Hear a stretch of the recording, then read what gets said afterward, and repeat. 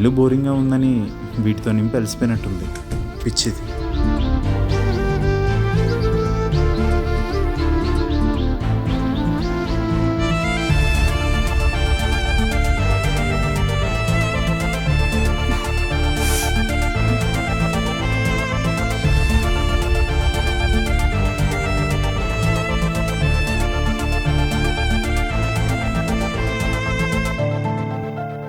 ఎంత ముద్దుగా ఉన్నావే.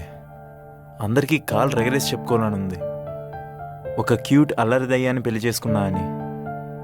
కానీ నీకు ఈ పెళ్ళి నచ్చి జరిగిందో లేదా తప్పక జరిగిందో నాకు ఇంకా క్లారిటీ లేదు. అందుకే నాకేం చేయాలో అర్థం కావట్లేదు. అసలు నాకు పెళ్ళైతే వచ్చే అమ్మాయిని బంగారంలా చూసుకుందామని చాలా కలలు కనేవాడిని.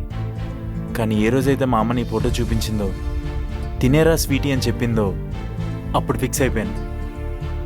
నాకు వచ్చేదాన్ని బంగారంలో చూసుకోవడం కాదు, అసలు వస్తుందే మేలిం బంగారం అని. చిన్నప్పుడే బాగుండేది. నువ్వు నన్ను బావా బావా అని క్యూట్గా పిలిచేదానివి. ఇప్పుడేమో డ్యూడ్ డ్యూడ్ అంటూ చావు కొడుతున్నావు. ఒక్కసారి ఒకే ఒక్కసారి బావా అని పిలిచి చూడు.